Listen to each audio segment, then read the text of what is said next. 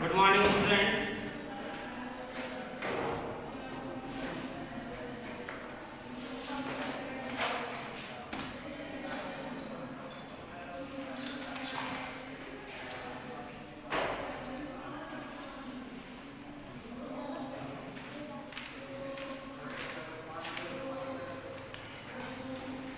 देखिए बच्चों,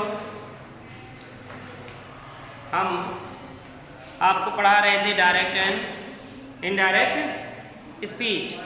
और डायरेक्ट एंड इनडायरेक्ट स्पीच में हमने जैसे कि आपको 5 प्रकार के बताए थे कि सबसे पहले होता है असर्टिव, इंट्रोगेटिव, इंपरेटिव, ऑप्टेटिव और exclamatory.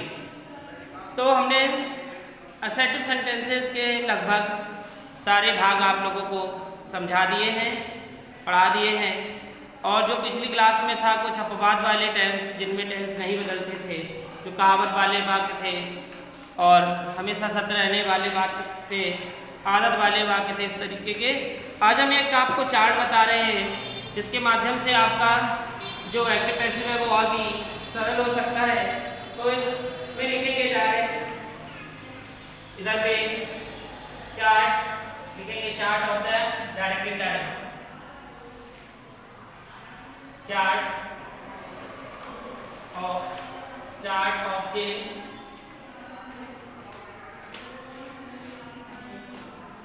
Direct and indirect sentences. ठीक है, तो देखिए सबसे पहले आपको 2 बनाने हैं, इसमें 2 पार्ट कर लेंगे। पहले पार्ट में आप लिखेंगे डायरेक्ट फॉर्म,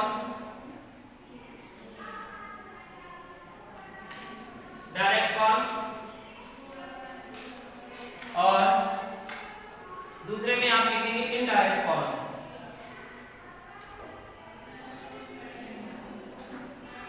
तो देखिए इसमें हम आपको ये बताने जा रहे हैं कि जो चीज डायरेक्ट में होती है डायरेक्ट में जाके चेंज हो जाती है, किस प्रकार से आपके लिए बहुत इजी भी हो जाएगा ये। तो देखिए सबसे पहले आता है नंबर फर्स्ट,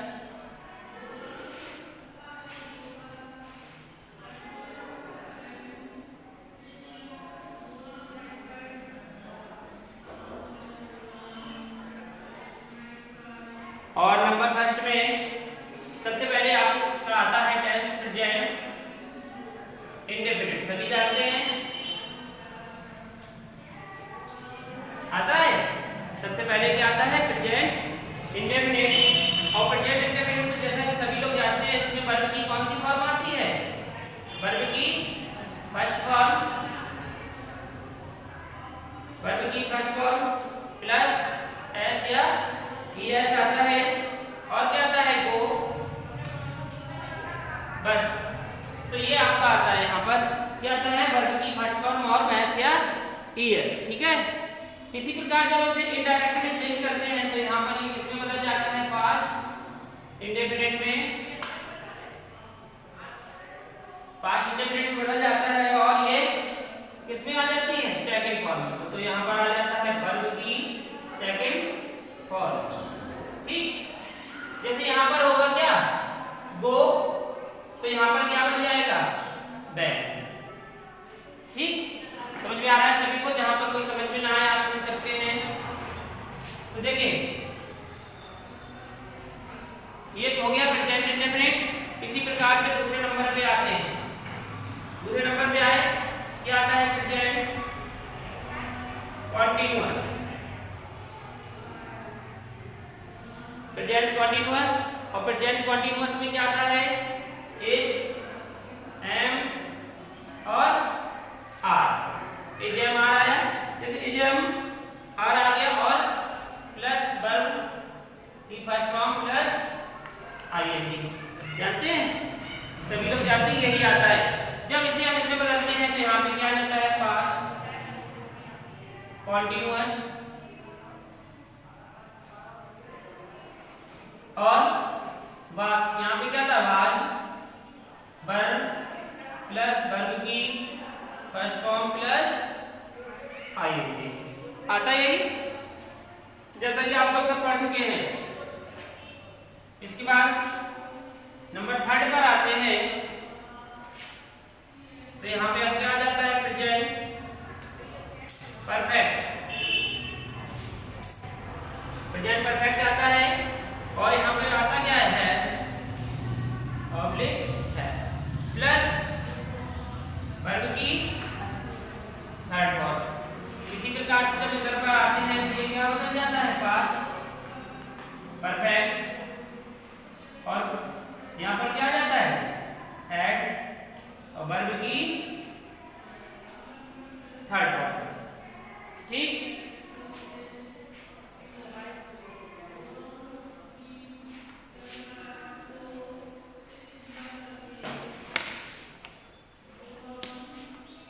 इसी प्रकार से फिर आ जाता है past present perfect continuous tense,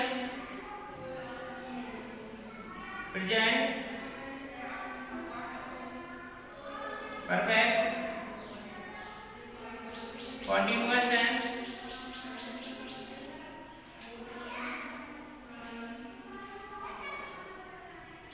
तो यहां पर क्या आ जाएगा, पास्ट परफेक्ट कॉन्टिन्यूअस।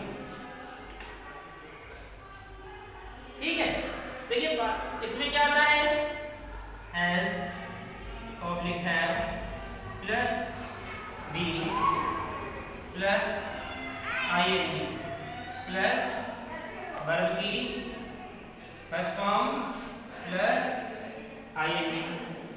इसी प्रकार से यहाँ पर क्या होगा, हैड प्लस वर्ब की first form, had plus verb की first form plus had plus been plus verb की फर्स्ट फॉर्म प्लस आईएनजी। ठीक है, देखिए इधर इसी प्रकार से हम पांचवें पर आएंगे,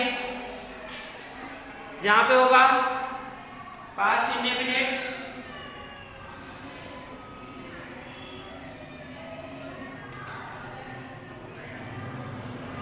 पास्ट इंडेफिनिट जिसमें क्या आया होगा आपका, वर्ब की सेकंड फॉर्म, और यहां पर हम देख करेंगे पास्ट परफेक्ट जिसमें वर्ब में हैड प्लस वर्ब की थर्ड फॉर्म। ओके, इसी प्रकार से आगे आएंगे,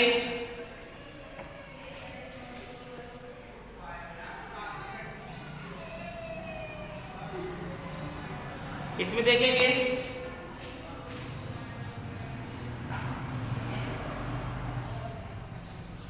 पास्ट कॉन्टिन्यूअस,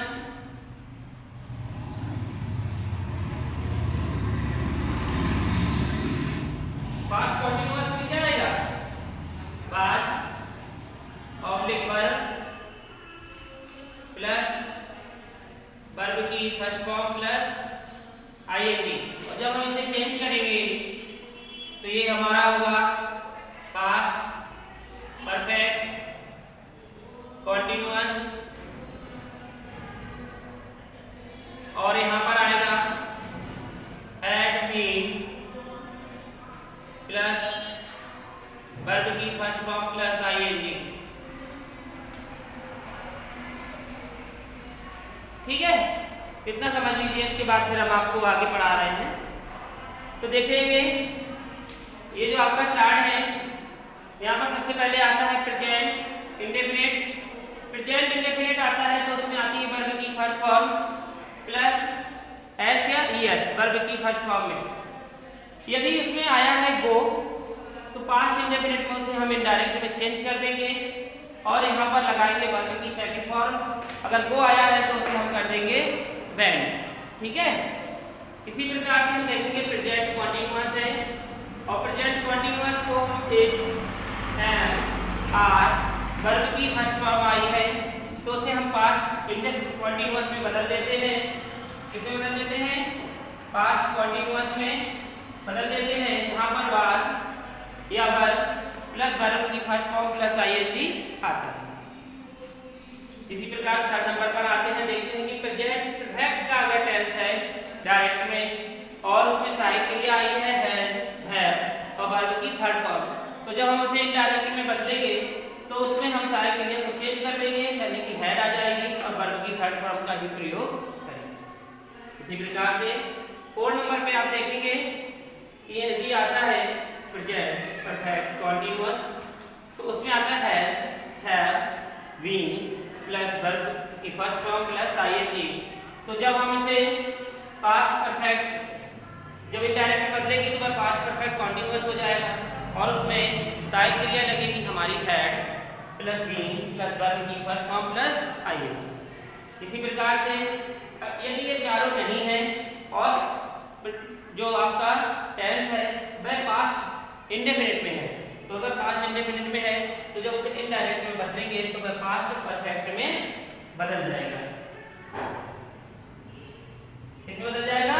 पास्ट परफेक्ट में बदल जाएगा, जिसमें सहायक क्रिया हैड का प्रयोग करेंगे तथा वर्ब की थर्ड फॉर्म आएगी। इसी प्रकार यदि आता है रिपोर्टेड स्पीच पास्ट कॉन्टिन्यूअस और जिसमें उपयोग किया गया है किसका? वाच का और वर का, तो जब हम उसे इनडायरेक्ट में चेंज करेंगे तो वह किसमें हो जाएगा? पास्ट परफेक्ट कॉन्टिन्यूअस टेंस में। तो ये यहाँ तक था, इसके आगे इसी के आगे इधर पे देखेंगे, इसे हम साफ कर दे रहे हैं अपने चार्ट में, इसे आप थोड़ा सा आगे बढ़ा लेंगे।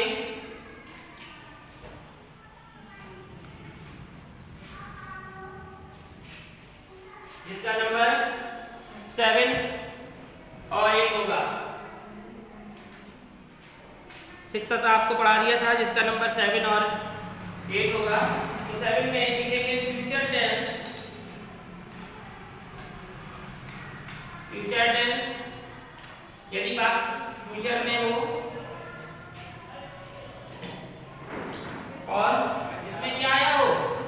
विल या शैल प्लस वर्ब की फर्स्ट फॉर्म आई होगी, तो यहाँ पर हम क्या करेंगे?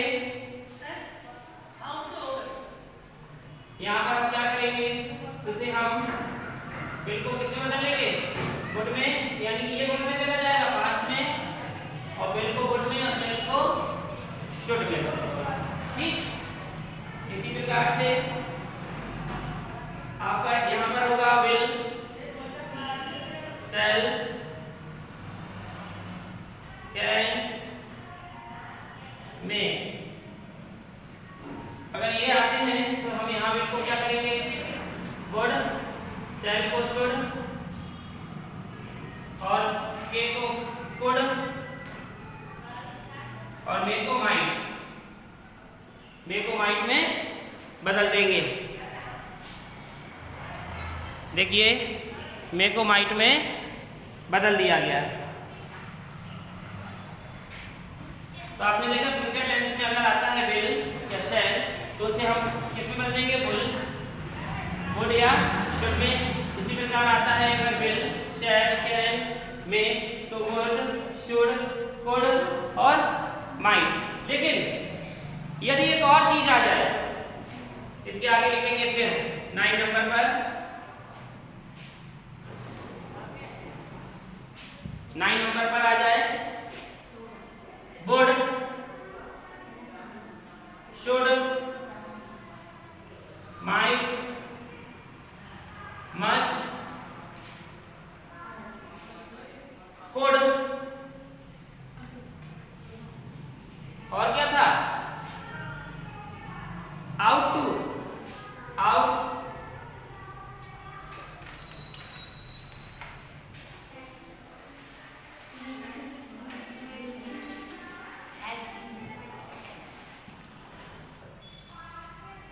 तो देखिए अगर आपका आ जाए would, should, might, must, could, ought, had better और यूज्ड, किसमें? डायरेक्ट के वाक्यों में, तो यहां पर क्या होगा? No change. तो आप इसे लिख सकते हैं क्या? नो चेंज, यानी कि इनडायरेक्ट के वाक्यों में कोई भी परिवर्तन नहीं होगा। ठीक है। और इसको हम और बढ़ा दें तो आपका पूरा एक टेंस भी क्या होगा, निपट जाएगा। यानी कि असर्टिव सेंटेंसेस जैसे यहाँ पर क्या गया, अपवाद वाले वाक्य। अपवाद वाले वाक्य मतलब कहावत वाले वाक्य, सदा सत्य रहने वाले वाक्य,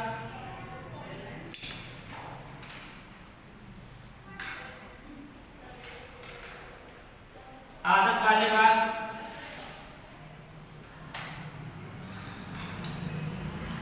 और एक और था, कौन सा था, ऐतिहासिक वाक्य। ऐतिहासिक वाक्य। देखिए अगर ये वाक्य आ गए 10वें नंबर पे तो यहाँ क्या होगा, कोई भी परिवर्तन नहीं होता है। यहाँ पर भी सिर्फ ओनली क्या, यूज कंजक्शन दैट का प्रयोग, ओनली क्या आएगा, दैट, और यहाँ पे भी क्या आएगा, दैट, यानी कि नो चेंज। समझ में आ गया होगा सभी को। तो देखिए ये पूरा क्या है आपका असर्टिव सेंटेंसेस का पूरा क्या बन गया, चार्ट बन गया। इस चार्ट के माध्यम से आप कभी भी भूल नहीं सकते टेंस को। एक बार आप चार्ट देखेंगे और पूरे टेंस को आप बनाते चले जाएंगे। तो आपको समझ में भी आ गया होगा सभी स्टूडेंट्स को। यहाँ तक हमने आपको समझा ही दिया था। इसके आगे एक फ्यूचर टेंस था जिसमें ये यूज हो रहा था, तो हम डायरेक्ट में ये यूज करेंगे, और डायरेक्ट में जो विल सेल आया था उसे विल रूप में बदल के चेंज करेंगे तथा would, should, might, must, could, ought, had, better, used to का प्रयोग हुआ है। तो इनडायरेक्ट में कोई भी परिवर्तन नहीं होता है, सिर्फ कंजक्शन दैट का प्रयोग होता है। ठीक है, इसी प्रकार से कहावत वाले वाक्य हो, सदा सत्य रहने वाले वाक्य हो, आदत वाले वाक्य हो, ऐतिहासिक वाक्य हो, तो उसमें भी कोई परिवर्तन नहीं होता है। कल पिछली क्लास में हम आपको इसके सारे टेंस का एग्जाम्पल भी बता चुके हैं। ठीक है, तो ये आप ये बना लीजिए, नोट कर लीजिए। इसके आगे सब बात कल हम पढ़ाएंगे आप सभी को, इसे नोट कर लें।